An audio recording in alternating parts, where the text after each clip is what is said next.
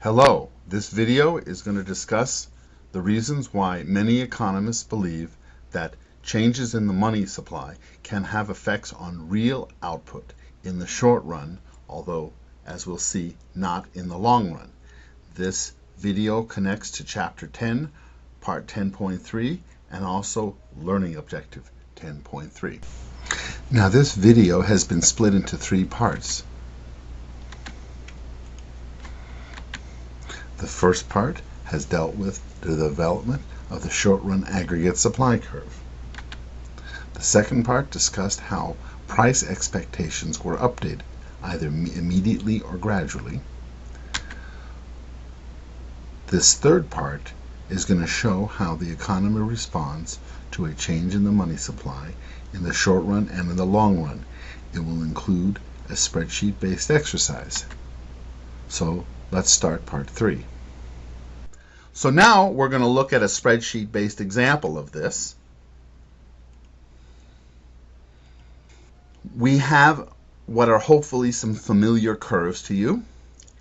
The blue line is the downward sloping aggregate demand curve. You learned about this in a previous chapter. It tells you here that the price level, which is on this vertical axis, is inversely related to the quantity demanded, which is on this blue line, and the explanation that we gave you is that if prices are higher, the value of our money balances is lower, we demand less. As prices fall, the value of our money balances increase and we demand more.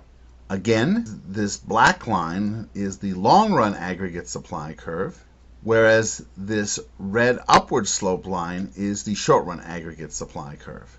So if we've started off in a situation where there's been no change, so you can see that the equilibrium here is at the price level measured as an index is 1, and here we have the equilibrium output.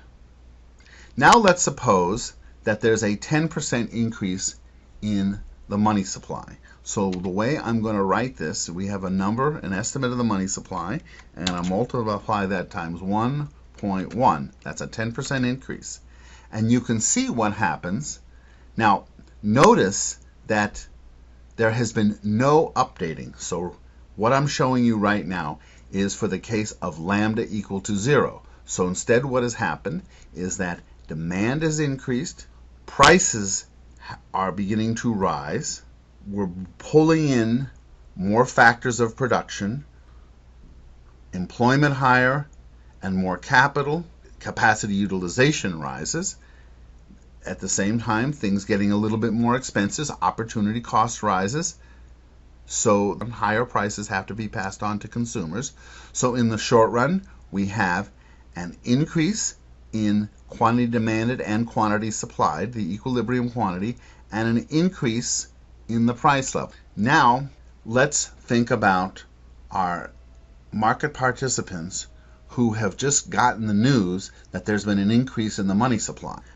And they're not sure how much it is, or they may exactly know how much it is, but it may take firms time to incorporate these new expectations of money supply and prices into their own wages and prices. So let's do a partial updating here. Let's say that initially we update by a factor of 0.33, approximately 1/3 of that change. So you can see what happens now as the expected price level changes, the supply curve shifts back from this solid red line to this dotted red line. That means that for any output level, the price level will now be higher. That's going to squeeze out some of that demand. So that means that our demand and supply is not as high as it initially was when lambda was equal to 0. Now let's do a further update. We started off with 1/3. Now let's go to 2/3 or 0.66. We see a further shift upward to the left of the supply curve. We see a further reduction in the quantity demanded and a further increase in the price level. So what happens when we fully update, when lambda goes to 1? We're back where we started in terms of the quantity supplied and quantity demanded. We are back at potential output, but our price level has now risen, and it turns out that our price level has risen from 1 to 1.0. That's a 10% increase in the price level, which is exactly the same as our percentage change in the money supply. The bottom line here is that full monetary neutrality will hold in the long run, but not necessarily in the short run, owing to certain rigidities. We can talk about money illusion, although economists are a little bit more comfortable with talking maybe about misperceptions between sectoral shocks and an aggregate shock to the money supply, or stickiness in either prices or wages. So remember now that to help you understand better, these spreadsheet examples are available to you to experiment with.